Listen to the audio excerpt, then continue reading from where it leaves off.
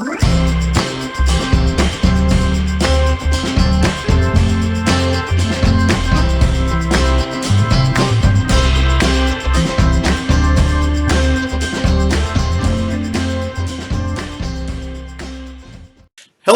and welcome to the Gamer's Closet. I'm your host, Douglas Wheat, and today we're going to be talking about Chinese checkers.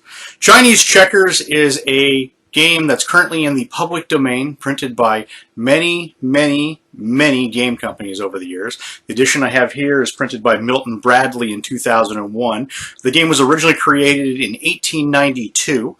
The game runs for about half an hour of game time, is rated anywhere from 2 to 6 players, and is rated for ages 7 and up. But let's dig into it a little further, shall we?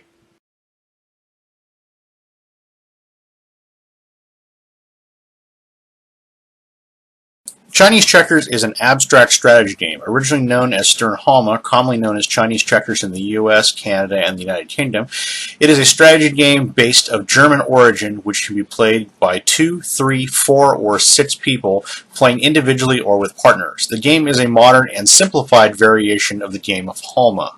Despite its name, the game is not a variation of checkers, nor did it originate in China or any part of Asia.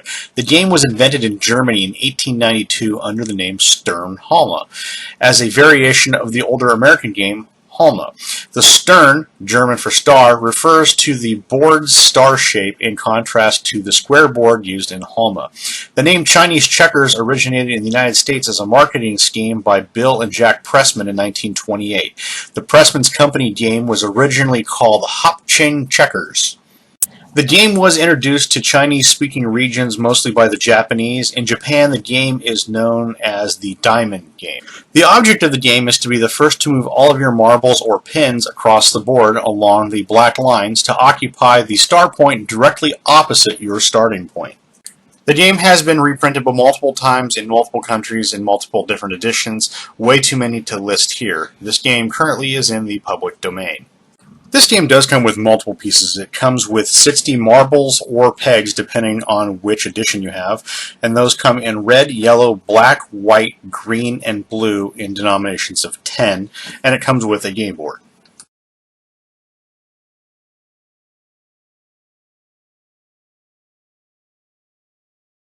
To set up this game, choose a set of 10 marbles or pins, depending on which edition you have, of the same color and place them in one of the star points. When 2 play, players take opposite points. When 3 play, every other point, and so on.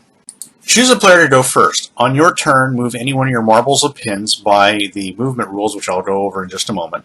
After you move one marble or pin, your turn is over. The game continues with players on alternating turns. You may move one hole in any direction with one marble or pin. You may jump over your own or an opponent's marble or pin in any direction. You may also jump a series of marbles or pins in one turn, one after another, zigzagging in any direction so as long as each jump is along a black line. A marble or pin that has been jumped is not removed from the board. All marbles or pins remain in play. 2 marbles or pins in a row form a block. As a game nears the end, players may not purposely remain in their starting star points to prevent an opponent from finishing. One option for this game is if you have an even number of players, you may choose to play with partners. If one partner finishes first, he or she may use their turn to help the unfinished partner move their marbles and or pins, depending on edition.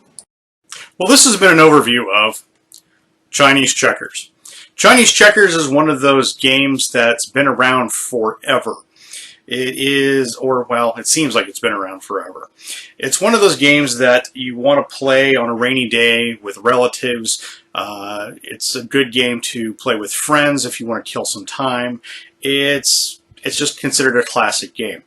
The game comes with either marbles, it comes with pins, it has several different variations depending on what country it's manufactured in. Even the spelling is slightly different, again, depending on what country it's manufactured in. The game itself goes online anywhere from about $10 and up.